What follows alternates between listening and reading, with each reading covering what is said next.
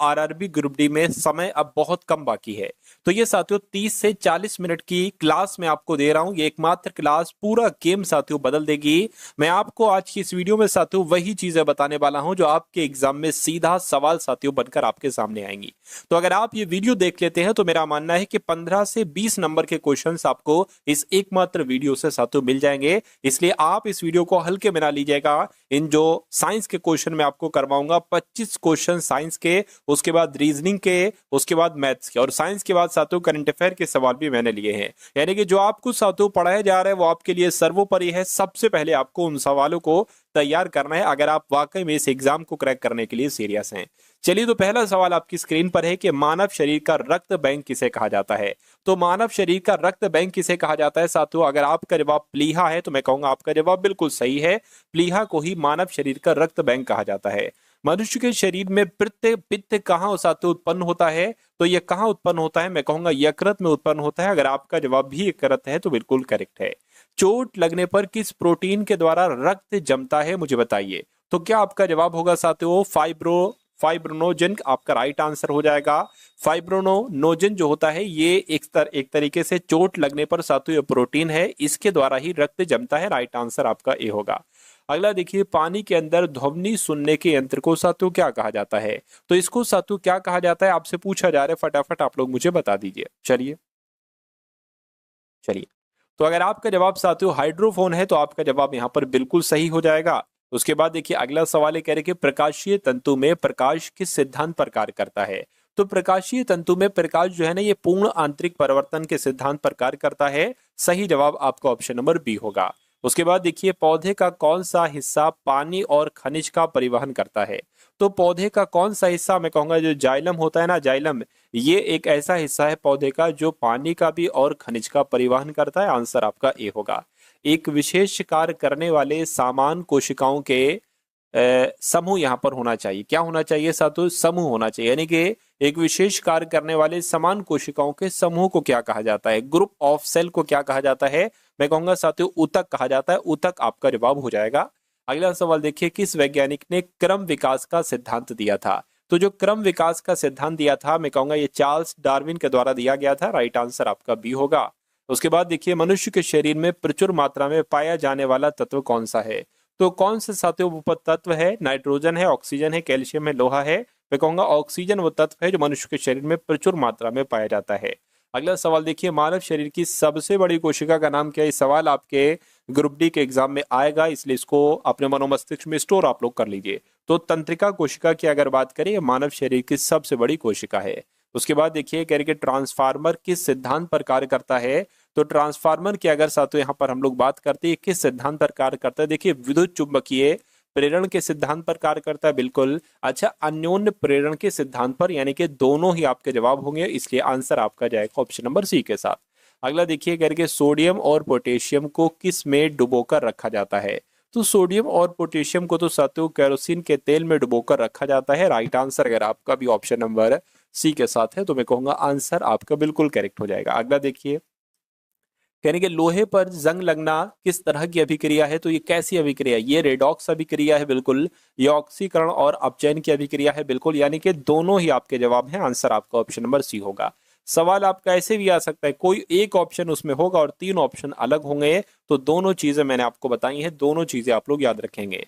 दांतों के अध्ययन को साथियों क्या कहा जाता है, मुझे बताइए। तो दांतों के अध्ययन को ओडोंटोलॉजी कहते हैं, एंथोलॉजी कहते हैं, एस्ट्रोनॉमी कहते हैं, ऑरोलॉजी कहते हैं। आपको यहाँ पर ये ध्यान रखना है कि ओडोंटोलॉजी कहा जाता है साथियों दांतों के अध्ययन को। उसके बाद देखिए, सोलर सेल किस ऊर्जा को किस ऊर्जा में परिवर्तित करता है। तो सोलर ऊर्जा की अगर बात करें, देखिए सोलर आ रहा है तो यहाँ पर शुरू में जो होगा वो सौर ही होगा। यानी कि सौर ऊर्जा को विद्युत ऊर्जा में जो बदलता है वो सोलर सेल ही बदलता है। तो जिनका भी आंसर सी है बिल्कुल करेक्ट हो जाएगा। अगला देखिए, मनुष्य आंखों से कितनी डिग्री तक देख सकता है। तो देखिए मान लीजिए साथियों ये क्या है, ये मनुष्य है। एक अगर बात करते कितने डिग्री तक साथियों देख सकता है, ये आपसे यहाँ पर पूछा है। देखिए एक तो वो यहां तक देख लेगा, मान लीजिए साथियों एक सेकंड, थोड़ा सा ये वैसे बन गया। एक तो वो ऐसे देख लेगा अपने नीचे, अरे भाई यहां थोड़ी ना देख पाएगा, यहां थोड़ी ना देख पाएगा, वो ऐसे आराम से देख पाएगा, ठीक है ना। और एक जो साथियों देख लेगा वो देख लेगा यहां तक देख लेगा, ऊपर आसमान में यहां तक देख लेगा। दिक्कत से देख पाएगा तो ये लगभग लगभग जो कोण बनेगा वो कितने का बनेगा, 150 डिग्री का कोण बनेगा। तो मनुष्य आंखों से कितने डिग्री तक देख सकता है, मैं कहूंगा 150 डिग्री तक देख सकते हैं। आंसर आपका जाएगा ए के साथ। अगला देखिए साथ, और ये पूरी लाइन अगर हो जाएगी तो फिर ये 180 डिग्री का कोण हो जाएगा। अगला देखिए, कोशिका का रसोईघर किसे कहा जाता है? तो कोशिका का रसोईघर अगर आपसे पूछे तो क्रोमोप्लास्ट आपको बताना है। क्या बताना है? क्रोमोप्लास्ट जो है ना, इसको कोशिका का रसोईघर कहा जाता है। उसके बाद देखिए, न्यूटन के किस गति नियम को गैलीलियो का नियम भी कहा जाता है? तो मैं कहूंगा न्यूटन के किस नियम को मैं कह सकता हूं साथियों, आपका जवाब जो होना चाहिए न्यूटन के गति के प्रथम नियम को गैलीलियो का नियम भी कहा जाता है। सही जवाब आपका ए होगा। पौधों में पाया जाने वाला हार्मोन ऑक्सिन, क्या ऑक्सिन ये किसकी खोज, यानी कि ऑक्सिन नामक जो हार्मोन है इसकी खोज किसके द्वारा की गई थी? तो ये तो साथियों चार्ल्स डार्विन के द्वारा खोजा गया था। ऑक्सिन नामक हार्मोन जो पौधों में पाया जाता है ये चार्ल्स डार्विन के द्वारा खोजा गया था। अगला सवाल साथियों आपकी स्क्रीन पर कह रही है, टिटनेस बीमारी मनुष्य के किस अंग को प्रभावित करती है? तो जो टिटनेस बीमारी है ये तंत्रिका तंत्र को प्रभावित करती है। आंसर आपका सी होगा। अगला देखिए, कह रही है ब्लैक बोर्ड काला रंग का क्यों दिखता है? आपके बच्चे में साथियों देखते होगे, अभी भी देखते होगे, ब्लैक बोर्ड जो है ना वो काला रंग का होता है। क्यों? काला पेंट होता है, इस वजह से सारे रंग, यानी कि ये ब्लैक बोर्ड काला रंग जो है ये सारे रंग अवशोषित कर लेता है, ये काला रंग अवशोषित कर लेता है। मैं कहूंगा साथियों ये सारे रंग अवशोषित कर लेता है, इसलिए आंसर आपका जो जाएगा बी जाएगा।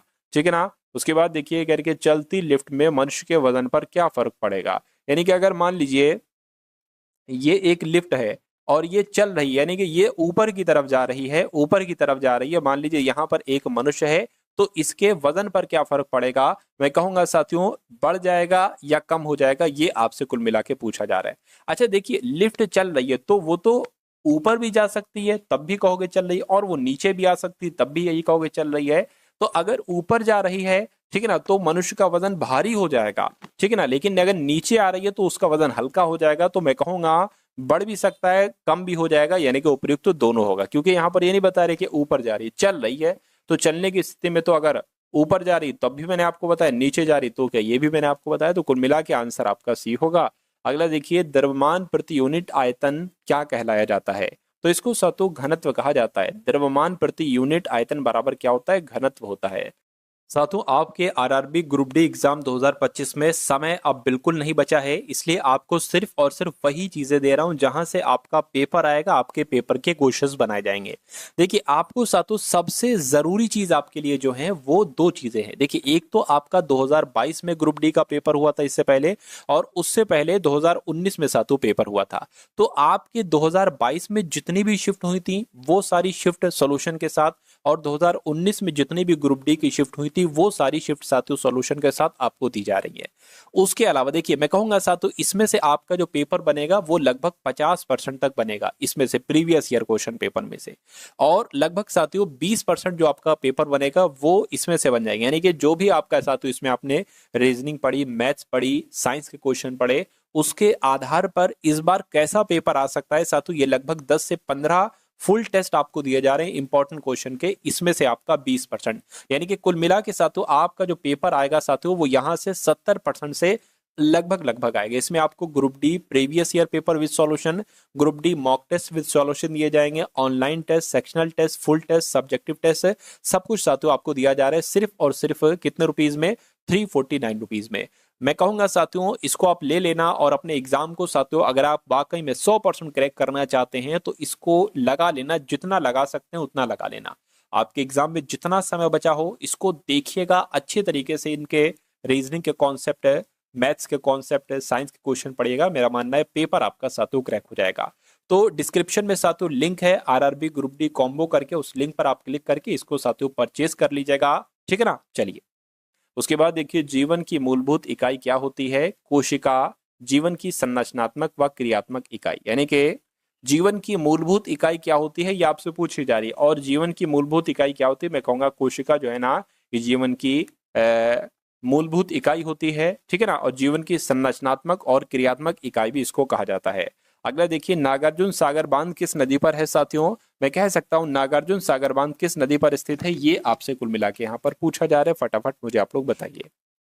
आपको ध्यान रखना है साथियों, नागार्जुन सागर बांध ये कृष्णा नदी पर है। कृष्णा नदी यानी कि ऑप्शन नंबर सी अगर आपका जवाब है तो आपका जवाब बिल्कुल करेक्ट है। देखिए साथियों, आपके 25 सवाल पूरे जो आते हैं ना वो साइंस के आते हैं, और लगभग लगभग साथियों 15 सवाल जो आते हैं वो आपके करंट अफेयर के आ लेते हैं, 10 से 15 सवाल, और कुछ क्वेश्चन इसमें जीके के भी डाल दिए जाते हैं। 5 भी आते हैं, 6 भी आते हैं साथियों, 7 8 भी आते हैं, 10 तक इनकी गिनती पहुंच सकती है। तो आप लोग साथियों सारा कुछ आपको तैयार करना, और सारी कुछ आपको तैयारी करवाऊंगा इस टारगेट सिलेक्शन चैनल के माध्यम से। तो अगर आप चैनल पर साथियों नए हैं तो चैनल को सब्सक्राइब करके बेल आइकन पर क्लिक कर लीजिए, और इस वीडियो को साथियों अभी तक अगर आपने लाइक नहीं किया तो वीडियो को जरूर लाइक कर दीजिए। कुछ क्वेश्चंस हम लोग देख ले रहे हैं जीके के, फिर मैक्सिमम क्वेश्चंस करंट अफेयर के देखेंगे, और फिर रीजनिंग और मैथ चलेगी। चलिए, तो कह रहे जातक कथाएं निम्नलिखित में से किस संप्रदाय से संबंधित है? तो ये बौद्ध धर्म से संबंधित है। आंसर अगर आपका डी है तो बिल्कुल करेक्ट है। अगला देखिए, यानी कि मांसपेशियों में ऐंठन जो होती है ये किसके कारण से होती है? पसीने के दौरान पानी की कमी से नहीं, थका देने वाली मांसपेशियों का एरोबिक रूप से प्रतिक्रिया करने की वजह से, रक्त परिसंचरण में वृद्धि की वजह से, लैक्टिक अम्ल के संचय की वजह से, बिल्कुल सातु इस वजह से ही मांसपेशियों में ऐंठन होती है। मिट्टी में पानी के रिसाव की दर सबसे कम होती है, तो सबसे कम जो होती है साथियों वो चिकनी मिट्टी में होती है। चिकनी मिट्टी में पानी के रिसाव की दर सबसे कम होती है। ज्ञानपीठ पुरस्कार निम्नलिखित में से किस क्षेत्र में उत्कृष्टता के लिए दिया जाता है? तो मैं कहूंगा साहित्य के क्षेत्र में उत्कृष्टता के लिए दिया जाता है साथियों ज्ञानपीठ पुरस्कार। उसके बाद देखिए, निम्नलिखित में से कौन सा विरासत स्थल वास्तुकला की बेहतरीन द्रव्य शैलियों को दर्शाता है?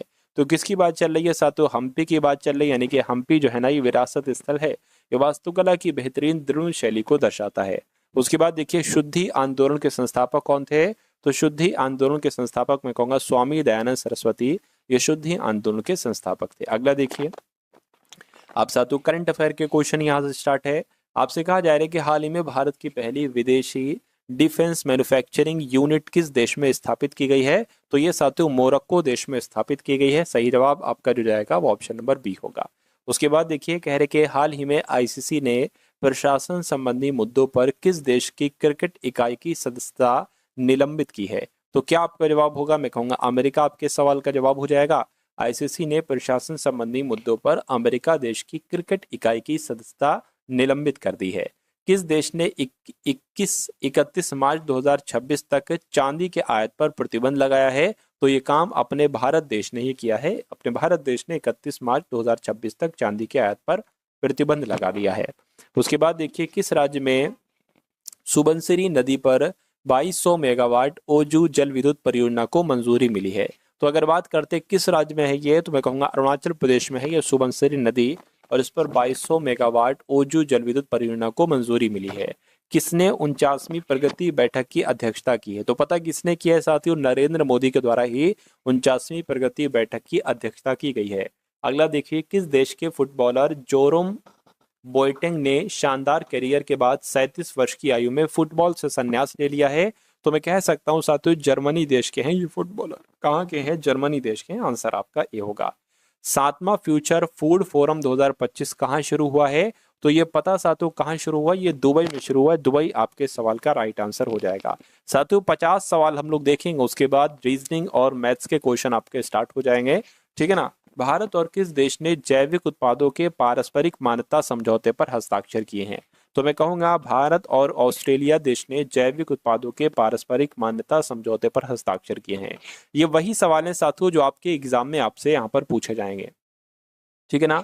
चलिए, तो अब साथियों आपके 50 नहीं साथियों 40वें नंबर से आपके जो है ना वो रीजनिंग के क्वेश्चन आपके स्टार्ट हो चुके हैं। तो इन सवालों को आप लोग बहुत अच्छे तरीके से साथियों देखिएगा, ठीक है ना। चलिए, हम लोगों ने साइंस के क्वेश्चंस देखे, करंट अफेयर और कुछ क्वेश्चंस जीके के देखे। अब रीजनिंग और मैथ्स को आप लोग देखिए। देखिए ऐसे सवाल साथियों आपके एग्जाम में आएंगे। कह के 4 शब्द दिए गए हैं, ये 4 शब्द दिए गए हैं जिनमें से 3 किसी तरह से समान है और एक अलग है। उस अलग वाले के बारे में आपको बताना है। तो देखिए, दिसपुर, मुंबई, चेन्नई, झारखंड, ये तीनों कहीं ना कहीं किसी न किसी राज्य की राजधानियां हैं, लेकिन ये अपने आप में एक राज्य है, ये राजधानी नहीं है। इसलिए मैं कहूंगा ये आपका जवाब जो जाएगा वो ऑप्शन नंबर डी के साथ जाएगा। उसके बाद देखिए अगला सवाल है, यानी कि GYM को 2275 लिखा जाता है, तो KIT को साथियों क्या लिखा जा सकता है मुझे बताइए। देखिए, G आता है 7 पर, Y आता है 25 पर, M आता है 13 पर। ये 2275 ऐसा तो नहीं साथियों इनके बीच में गुणा की गई है, यानी कि 7 गुणा 25 गुणा 13 ऐसा तो नहीं, तो 2275 है। कोई दिक्कत नहीं साथियों, एक बार करा के हम लोग यहाँ पर देख लेते हैं। देखिए 13 सत्ते 91 हो जाएगा, यानी कि 91 की गुणा आपको 25 से कर देनी है। 5 एकम 5, 5 नीम आपका 45 हो गया।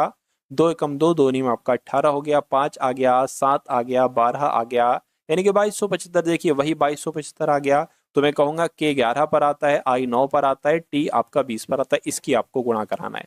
20 दूना कितना हो जाएगा, 180 हो जाएगा, यानी कि 11 से गुणा कराना तो 180 180 ऐसे लिख दिया जाएगा। तो ये आपका 1980 आ जाएगा। 1980 कौन से ऑप्शन में, ऑप्शन नंबर बी वाले में है।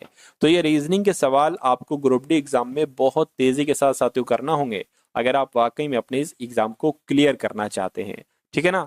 चलिए, वीडियो को लाइक नहीं किया साथियों, वीडियो को एक लाइक दबा दीजिए। एक लाइक का बटन दबा देंगे तो मुझे मालूम पड़ेगा कि हाँ वीडियो आपको पसंद आ रही है, और ऐसी ही वीडियोस आपके लिए और साथियों बनाना चाहिए। ठीक है ना। धीरे धीरे लेवल में तो उठा दूंगा, उस लेवल तक पहुंचा दूंगा जिस लेवल पर जाने पर साथियों आपका सिलेक्शन होता है। इसलिए आप थोड़ा सा धैर्य रख के इस वीडियो को देखते जाइए अंत तक। ठीक है ना। चलिए, अब बात करते हैं साथियों इस सवाल की। देखिए A E I E I O, देखिए ये तो सब मुझे वॉवेल लग रहे हैं, है ना। क्या लग रहे हैं साथियों, ये सारे के सारे वॉवेल लग रहे हैं। देखिए ए, आपने वॉवेल का सुना होगा, A E I O U। अच्छा यहाँ पर मुझे ऐसे ही लग रहा है A E I, फिर क्या आएगा, O आएगा, है ना। O आएगा तो O आ गया। ये क्या है, E है। E के बाद देखिए I आएगा। देखिए E के बाद I आया है, और I के बाद देखिए O आया है, तो फिर यहाँ पर क्या आ जाएगा, U आ जाएगा।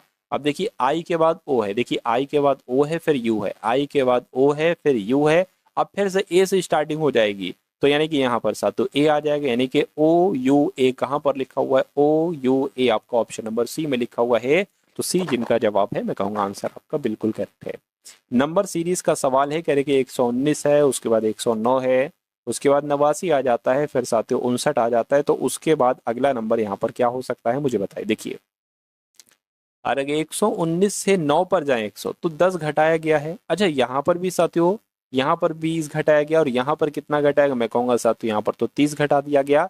तो जाहिर सी बात है यहाँ पर 40 घटाया जाएगा। तो 59 में से अगर 40 घटाते हैं तो कितना बचता है, 19 बचता है। 19 कौन से ऑप्शन में है, ऑप्शन नंबर डी वाले में है।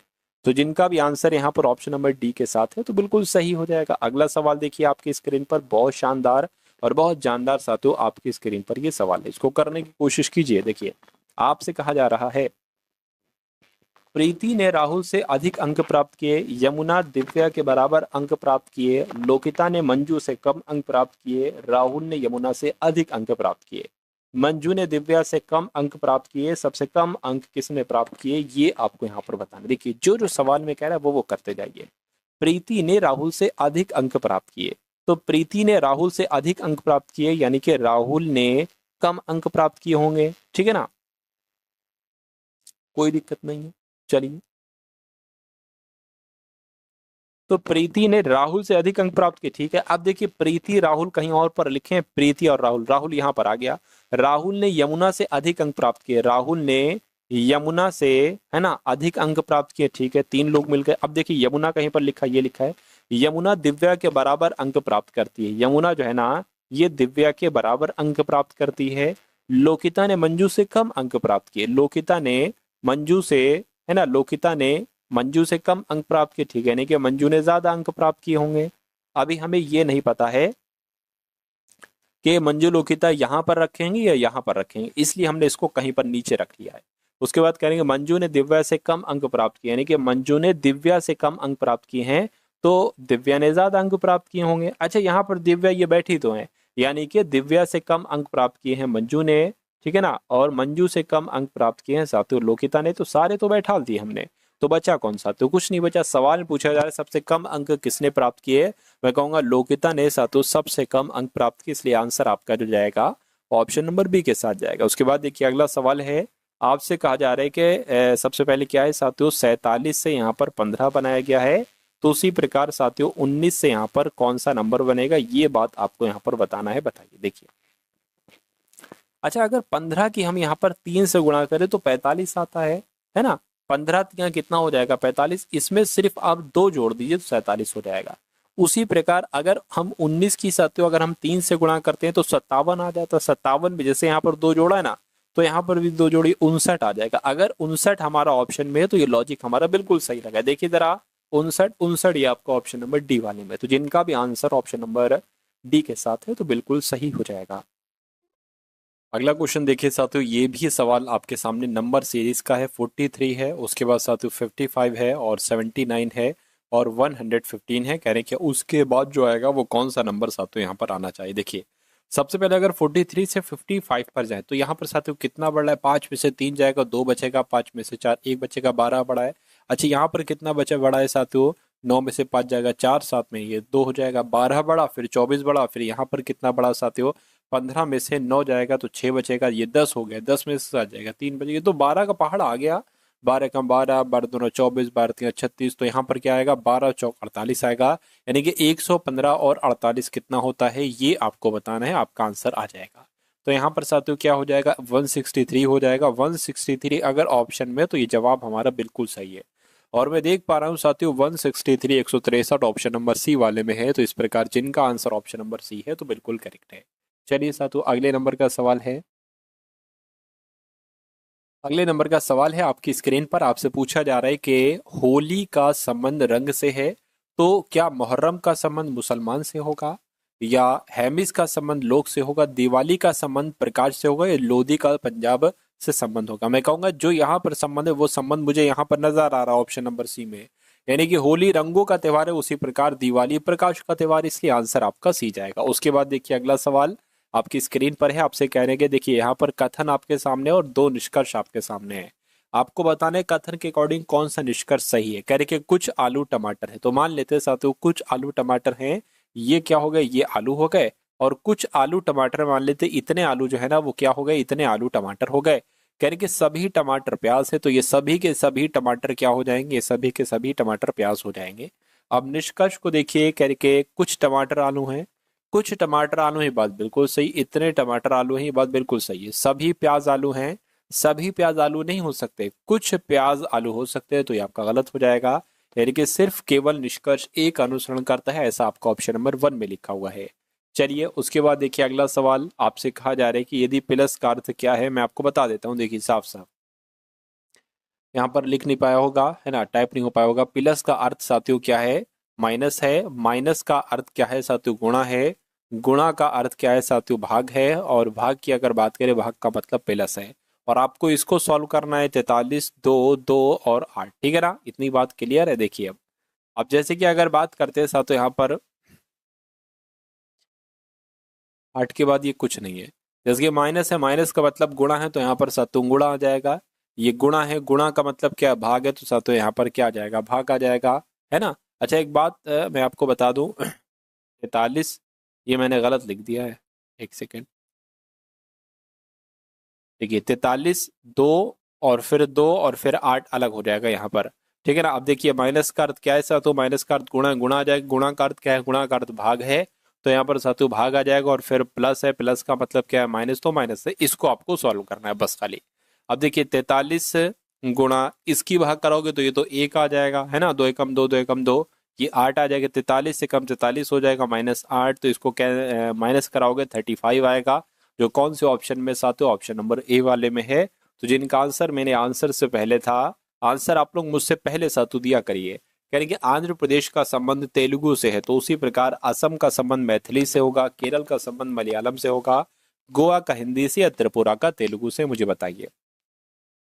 देखिए आंध्र प्रदेश की भाषा है ये तेलुगु, तो उसी प्रकार केरल की भाषा यहाँ पर जो दी गई है वो मलयालम दी गई है, ये असम की भाषा नहीं है, ये गोवा की नहीं, त्रिपुरा की नहीं है। तो मैं कहूंगा जवाब आपका जो जाएगा ऑप्शन नंबर बी के साथ जाएगा। अगला सवाल साथियों आपके स्क्रीन पर है, आपसे कहा जा रहा है कि कथन और निष्कर्ष है, ठीक है ना, 2 निष्कर्ष है, 2 कथन है।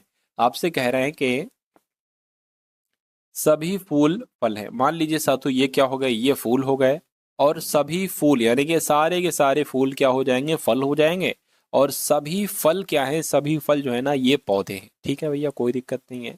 उसके बाद आपसे यहाँ पर कहा जा रहा है कि सभी फूल पौधे हैं, है ना, सभी फूल, सभी फूल पौधे नहीं है, सभी।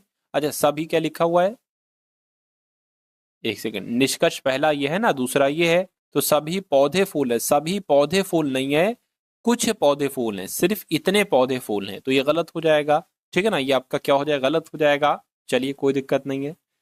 उसके बाद अगर बात करें कुछ फल फूल हैं, कुछ फल फूल हैं, बिल्कुल, कुछ फल, यानी कि इतने फल जो है ना ये फूल हो जाएंगे, तो ये आपका सही हो जाएगा। दूसरा वाला आपका सही है, पहला वाला गलत है। ऐसा कहाँ लिखा हुआ है? ऐसा तो ऑप्शन नंबर ए में ही लिखा हुआ है। नेक्स्ट नंबर का सातवां सवाल आपकी स्क्रीन पर है और आपसे यहाँ पर कहा जा रहा है कि एक निश्चित कूट भाषा में EMTWX को XWTME लिखा जाता है, तो PYSCI को सातु क्या लिखा जा सकता है? देखिए मुझे ऐसा लग रहा है कि इन लेटर्स की मदद से ही ये लेटर सातु बनाए गए हैं, लेकिन फर्क सिर्फ और सिर्फ इतना है कि जो सबसे अंत वाला है वो सबसे पहले आ चुका है, जो सेकंड लास्ट है वो सातु स्टार्टिंग में सेकंड में आ गया है, और फिर टी की पोजीशन जहां थी वही है, एम सातु ये आ गया और ई आपका जो है ना वो ये आ गया। तो समझ गए सातु? उसी प्रकार ये आपका आई आ जाएगा, फिर सी आ जाएगा, एस आ जाएगा, वाई आ जाएगा और पी आ जाएगा। तो ऐसा कौन से ऑप्शन में लिखा हुआ है? ICSYP, ऐसा ऑप्शन नंबर सी में लिखा हुआ है। तो जो लोग भी ऑप्शन नंबर सी के साथ हैं तो बिल्कुल सही हो जाएगा। तो साथियों अब आपके सामने यहाँ पर मैथ्स के क्वेश्चन स्टार्ट हो चुके हैं, तो इन मैथ्स के सवालों को भी आप लोग बहुत अच्छे तरीके से देख लीजिएगा, ठीक है ना। चलिए, क्योंकि साथियों मैथ्स के भी अच्छे खासे क्वेश्चन आपके एग्जाम में आएंगे, ग्रुप डी के एग्जाम में। करेंगे चावल के मूल्य में 20% की छूट मिलने से एक्स, चावल की के मूल्य में 20% की छूट मिलने से एक्स रुपए, मतलब अच्छा मिलने से एक्स जो है ना ये 100 रुपए में पाँच, अच्छा एक्स कोई व्यक्ति है, एक्स 100 रुपए में 5 किलोग्राम चावल और खरीद सकता है जब 20% की छूट हो गई थी। तो चावल का प्रति किलो घटा हुआ मूल्य आपसे पूछा जा रहा है, तो घटा हुआ मूल्य आप कैसे निकालेंगे? क्या ट्रिक से अगर बात करें तो घटा हुआ मूल्य आप कैसे निकालेंगे?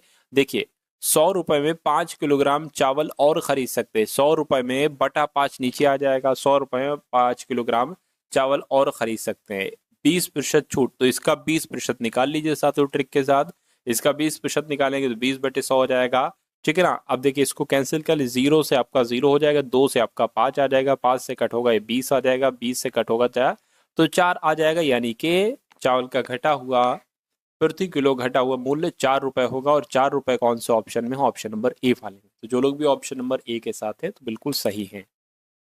अब इस सवाल के साथ तो यहाँ पर हम लोग बात करें, आपसे क्या कहा जा रहा है? आपसे यहाँ पर कहा जा रहा है कि ए और बी मिलकर एक काम को 40 दिनों में पूरा करते हैं, ठीक है। ए और बी मिलकर एक काम को जो है ना वो कितने दिन में पूरा करते हैं? वो साथियों 40 दिन में पूरा करते हैं, ठीक है, कोई दिक्कत नहीं। कह रहे कि उन्होंने 30 दिनों तक एक साथ मिलकर काम किया, यानी कि देखिए अगर टोटल इन्होंने क्या 40 दिनों में कोई कार्य पूरा किया है, अच्छा आगे पढ़ लीजिए, उन्होंने 30 दिनों तक, यानी कि ए और बी ने मिलकर एक साथ कर लेते हैं वो काम 40 दिन में, लेकिन इन्होंने वो काम 30 दिन तक ही किया, यानी कि 10 दिन का काम बाकी होगा।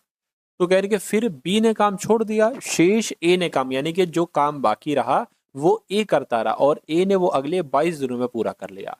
तो कह रहे कि ए अगर अकेला उस काम को करता तो कितने दिन में लगता है, यानी कि ए अकेला कितने दिनों में उस कार्य को पूरा कर सकता है, टोटल काम को पूरा कर सकता है। अब यहाँ पर एक चीज मैं आपको बता रहा हूँ, देखिए ए और बी का 30 दिन का काम, इन्होंने 30 दिन तो काम किया है, 40 दिन काम करना था, तो 30 दिन का काम कैसे निकलेगा? 30/40, ये हो गया टोटल दिनों में, इतने दिनों में टोटल वो काम कर पाते, लेकिन इतने दिन ही काम किया। तो मैं कहूंगा 0 से 0 कैंसिल हो जाएगी, यानी कि 3/4 भाग उन्होंने काम का किया। अब देखिए टोटल काम जो होता है वो एक होता है, यानी कि अगर एक में से हम ये काम घटा देंगे तो कितना काम शेष रहेगा ये हमें पता चल जाएगा। तो 4 एकम 4 और एक 3 से गुणा करेंगे 3 आ जाएगा, 4 - 3 और 4 एकम 4 आ जाएगा। कितना बचा साथियों? 1/4 काम, यानी कि ये काम अभी बाकी है, बी ने तो साथ छोड़ दिया है, ठीक है। ए काम इसको करता है साथियों कितने दिन में? 22 दिन में, यानी कि 22 दिन ये 1/4 काम पूरा करता है। जो ए है ये 22 दिनों में 1/4 काम करता है, तो कह रहे कि ये पूरा काम कितने दिन में करेगा? तो भैया अगर 1/4 काम ये 22 दिन में करेगा तो मैं कहूंगा 4 की 22 से गुणा कर दो, 88 आ जाएगी, यानी कि 88 दिन में ये पूरा काम करेगा। अरे भाई 1/4 काम करेगा 22 दिन में, तो 1/2 यानी कि आधा काम करेगा 44 दिन में, आधा काम 44, आधा दिन आधा काम 44, तो टोटल 88 दिन में सातों ये पूरा काम करेगा। आंसर आपको ऑप्शन नंबर ए होगा। अगला सवाल आपकी स्क्रीन पर है और आपसे कहा जा रहा है कि एक कॉलेज में लड़कों और लड़कियों की संख्या का अनुपात कितना है साथियों? 6:7 है। यानी कि लड़कों और लड़कियों की संख्या में प्रतिशत वृद्धि होती है, यानी कि इसमें 20% की वृद्धि लड़कों की संख्या में और लड़कियों की संख्या में 10% की वृद्धि हो जाती है। तो नया अनुपात क्या होगा ये आपको बताना है। मान लीजिए सातु ये 6x हो जाएगा, ये 7x हो जाएगा, यानी कि 6x में आपको 20% की वृद्धि करना है। मान लीजिए 20% की वृद्धि यानी कि 120% हो जाएगा। अच्छा, ये लड़कियों की संख्या, लड़कियों की संख्या कितनी है, 7x है, और इसमें आपको 10% की वृद्धि करना है, यानी कि इसका आपको 110% निकालना है। ठीक है ना। अब देखिए 100 से 100 आपका कैंसिल हो जाएगा, इससे आपका ये कैंसिल हो जाएगा, है ना। अब इसको साथ कैलकुलेट करा लीजिए, 12 पंज 60, 12 छंग आपका 72, 72x, और ये क्या आ जाएगा, ये 77x आ जाएगा। अब x से x आपका कैंसिल आ जाएगा, बचेगा 72:77, यानी कि लड़कों और लड़कियों की संख्या का नया अनुपात क्या होगा, 72:77 होगा। तो 72:77 कौन से ऑप्शन में लिखा हुआ है, ऑप्शन नंबर सी वाले में लिखा हुआ है। नेक्स्ट नंबर का सवाल देखिए साथियों, आपके स्क्रीन पर है, यानी कि एक वस्तु को 4,000 रुपए में बेचा गया था, अगर 10% की छूट दी गई होती तो 20% का लाभ होता। 10% की छूट दी गई होती, यानी कि 4,000 पर अगर 10% की छूट देते, यानी कि इसका 90% निकालो। 10% की छूट पर आपको पता चल जाएगी। जीरो से जीरो, जीरो से आपका जीरो कैंसिल हो जाएगा, 9 चौक आपका 36, यानी कि अगर 4,000 पर 10% की छूट दी गई होती तो ये 4,000 नहीं बल्कि 3,600 रुपए की वस्तु जाती। अब यहां पर कहा जा रहा है कि फिर 20% का लाभ होता, कितने का, 20% का लाभ होता, यानी कि जो 3,600 रुपए में चीज जा रही थी, ये जो बेची जाती, ये 20% के लाभ के साथ, यानी कि 120% में बेची जाती। तो आपसे पूछा जा रहा है कि वस्तु का लागत मूल्य बताइए, लागत मूल्य होता है 100%। देखिए इसकी गुणा हो जाएगी इससे, ठीक है ना, यानी कि ये 120% की वैल्यू है, इसकी आपको 100% की वैल्यू क्या करना है साथियों, यहाँ पर एक तरीके से निकालना है। तो 3,600 गुणा 100 आ जाएगा, बटा 120 आ जाएगा, ये आपके 1% की वैल्यू निकली है। ठीक है ना। अब 100% की वैल्यू निकालेंगे तो कैसे साथियों, यहां पर अगर आप निकाल पाएंगे, यानी कि ये अगर 100 है, ये 100 ना लिखते तो 1% की वैल्यू होती, 100 लगा दिया तो ये 100% की वैल्यू। इसको कैलकुलेट करिए साथियों, 12 3 36 हो जाएगा, 000 ये हो जाएगा, यानी कि 3,000 आपका आएगा वस्तु का लागत मूल्य। और 3,000 कौन से ऑप्शन में है, ऑप्शन नंबर बी वाले में। तो जिनका आंसर ऑप्शन नंबर बी है तो बिल्कुल सही है। उसके बाद देखिए अगले नंबर का सातों सवाल आपकी स्क्रीन पर है, करके बिना किसी स्टॉप पर रुके एक बस की चाल 70 किलोमीटर प्रति घंटा है, यानी कि बिना रुके आनंद फानंद में चल रही है ट्रेन, रुक नहीं रही है साथियों, बस रुक नहीं रही है, तो 70 किलोमीटर प्रति घंटा की चाल से जाती है। लेकिन जब ये स्टॉप्स पर रुकती है, कई बार रुकती है बीच में, तो इसकी चाल जो है वो 56 किलोमीटर प्रति घंटा हो जाती है। तो सवाल आपसे पूछा जाता है कि प्रति घंटे बस कितने मिनट रुकती है। तो इसके लिए कोई दिक्कत नहीं, इसके लिए एक सूत्र होता है, वो मैं आपको बता देता हूं। इन दोनों को आपको घटाना है, यानी कि 70 माइनस 56 करना है, बटे जो पहली वाली चाल है वो आपको लिखना है, इतना काम आपको करना है। ठीक है ना। अब अगर साथियों यहाँ पर अगर बात करें तो इसको कैलकुलेट कराइए, 70 में से 56 जाएगा, कितना बचेगा, 4 आपका ये 14, 14/70 आ गया। ठीक है ना। अब ये क्या, 14 पंजे 14 कम 14, 14 पंजे 70, इतना आ गया। तो मैं कहूंगा प्रति घंटे बस कितने घंटे रुकती है, तो 1/5 घंटे रुकती है। लेकिन 1/5 घंटे को मिनट में अगर बदलें तो 60 से आपको गुणा कराना पड़ेगी। तो इसको कैलकुलेट करा लीजिए, यानी कि 10 मिनट आपका जो होगा वो बिल्कुल सही जवाब हो जाएंगे। यानी कि प्रति घंटे बस कितने मिनट रुकती है, तो 10 मिनट रुकती है। 10 मिनट आपके इस क्वेश्चन का बिल्कुल सही जवाब हो जाएगा भाई, बहुत बढ़िया, वेरी गुड क्लास। उसके बाद देखिए साथियों अगले नंबर का सवाल आपकी स्क्रीन पर है, इसको देखिए और साथियों आप लोग मुझे बताइए आपका जवाब यहाँ पर क्या हो सकता है। आपसे कहा जा रहा है, अच्छा माध्यक यहाँ पर आपको साथियों बताने, क्या बताना है साथियों, माध्यक यहाँ पर आपको बताने, कोई दिक्कत नहीं, सवाल बहुत इंपॉर्टेंट और बहुत अच्छा भी है। यानी कि 31, 25, 17, 23, 45 और 59 का आपको साथियों माध्यक कह लो या माध्यिका कह लो, बात एक ही है। देखिए कैसे निकालेंगे, सबसे पहले इसको आप आरोही क्रम में लिखते हैं। किस क्रम में, इसको आप लिखते हैं साथियों आरोही क्रम में, है ना। इसको आप आरोही क्रम में लिख लीजिए। सबसे छोटा 17 है, उसके बाद 23 है, उसके बाद 25 है, उसके बाद 31 हो जाएगा, और फिर 45 हो जाएगा, और फिर 59 हो जाएगा। इतनी बात क्लियर है, ठीक है, कोई दिक्कत नहीं। अब अगर बात करें, अब देखिए कितने नंबर है, 1 2 3 4 5 6, 6 नंबर है, यानी कि n की जो वैल्यू होगी वो 6 होगी।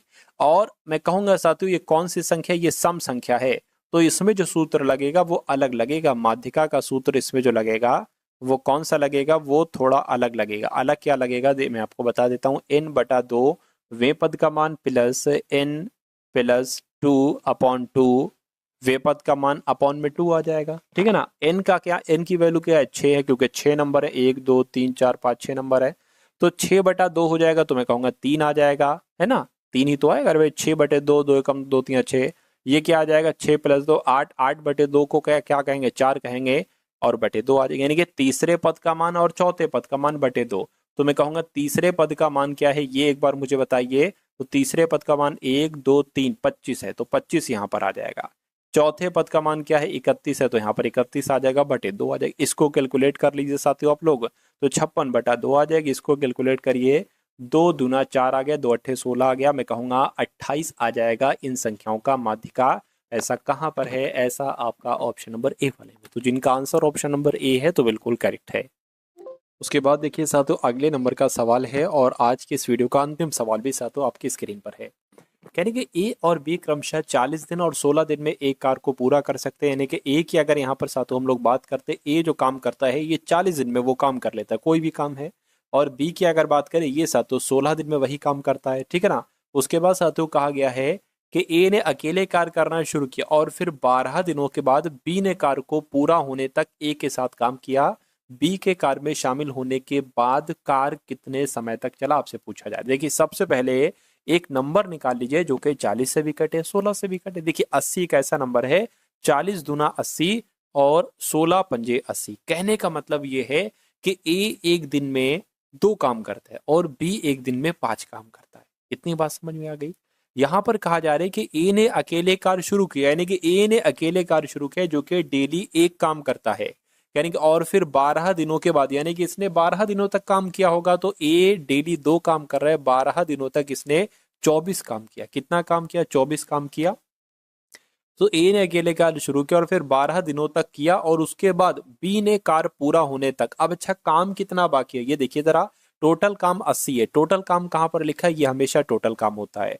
24 काम हो चुका है साथियों, तो कितना काम बाकी है, 56 काम बाकी है। कितना काम बाकी है, 56 काम बाकी है। तो 12 दिनों के बाद बी ने कार्य को पूरा होने तक ए के साथ काम किया। बी के कार्य में शामिल होने के बाद कार्य कितने समय तक चला, ये आपसे कुल मिला के यहाँ पर जो है ना वो पूछा जा रहा है, ठीक है ना। यानी कि 56 काम को अब जो करेंगे, अब ए भी करेगा और बी भी करेगा, तो अब ए और बी को करने में इस 56 काम को कितना समय लगेगा। देखिए 2 काम ये कर रहा है, 5 काम ये कर रहा है, दोनों लोग मिलकर 7 काम कर रहे हैं। 7 एकम 7, 7 अट्ठे 56, यानी कि 8 दिन में वो काम भी कंप्लीट हो जाएगा। तो 8 दिन कहाँ पर लिखा हुआ है, ऑप्शन नंबर सी में लिखा हुआ है। तो जिनका आंसर ऑप्शन नंबर सी के साथ है, मैं कहूंगा आंसर आपका बिल्कुल करेक्ट हो जाएगा भाई। बहुत बढ़िया, वेरी गुड क्लास। तो कैसी लगी साथियों आपको ये क्लास, एक बार कमेंट सेक्शन में साथियों आप लोग जरूर बताइएगा। इस वीडियो को अगर आपने अभी तक लाइक नहीं किया तो एक लाइक साथियों बनता है। और उसके अलावा मैं आपको बता देना चाहता हूं साथियों, अगर आप लोग क्या आरआरबी ग्रुप डी के एग्जाम को क्रैक करना चाहते हैं, इस एग्जाम को पास करना चाहते हैं, तो आपके लिए कुछ तैयार किया गया है। क्या तैयार किया गया है ये मैं आपको बता दे रहा हूँ। देखिए इससे पहले साथियों जो पेपर हुआ था वो 2022 में हुआ था, है ना, और उससे पहले 2018-19 में पेपर हुआ था। इनमें जितनी भी शिफ्ट है इन सारी शिफ्ट का आपको सोल्यूशन दिया जाएगा, क्योंकि इन शिफ्ट में से साथियों 50% क्वेश्चन एग्जामिनर डायरेक्ट लेगा, ठीक है ना। उसके अलावा साथियों आपको लगभग 10 से 12 मॉक टेस्ट दिए जाने। ये 10 से 12 मॉक टेस्ट जो होंगे वो साथियों ऑनलाइन होंगे, यानी कि टारगेट सिलेक्शन ऐप पर आपको मिलेंगे। तो इसमें संभावित सवाल है कुछ नहीं 20 से 25% कंटेंट आपको यहाँ से देखने को मिलेगा और 50% यहाँ से, यानी कि अगर आप इन सारी चीजों को एक बार देख लेते हैं तो आपका 75% यहाँ से कंटेंट आपको देखने को मिलेगा। तो ये आपको साथियों दिया जा रहा है सिर्फ और सिर्फ 349 रुपीज में, है ना। 349 रुपीज में आप इसको 1 साल की वैलिडिटी के साथ साथियों प्राप्त कर सकते हैं, और इसको पढ़कर इसको लगाकर आप अपने एग्जाम को क्लियर कर सकते हैं। तो डिस्क्रिप्शन में लिखा है आरआरबी ग्रुप डी कॉम्बो, उस पर क्लिक करके आप इसको साथियों परचेज कर लीजिएगा। टारगेट सिलेक्शन ऐप को भी डाउनलोड कर लीजिएगा। और कोई दिक्कत आए तो मैं नंबर आपको दे रहा हूँ, व्हाट्सअप मैसेज आपको करना है इस नंबर पर, है ना। चलिए 6393624538 है, और अगर कोई दिक्कत वगैरह आ रही तो आप लोग मुझे बता दीजिएगा। और मैं कहूंगा डिस्क्रिप्शन में मैंने ऑल क्लासेस का लिंक दे दिया है, RRB group D all classes का लिंक मैंने दे दिया है। उस लिंक पर क्लिक करके आप हमारी पिछली सारी वीडियोस को देख सकते हो और अपनी तैयारी को और भी मजबूत कर सकते हैं। तो इस वीडियो को अपने मित्रों के साथ शेयर कर दीजिएगा। तो मिलते हैं हम सभी लोग आने वाली वीडियो में। जय हिंद साथियों। डिस्क्रिप्शन में ग्रुप का लिंक है, उसको भी ज्वाइन कर लीजिएगा, वहां पर हर एक क्लास को डाल दिया जाता है। जय हिंद साथियों।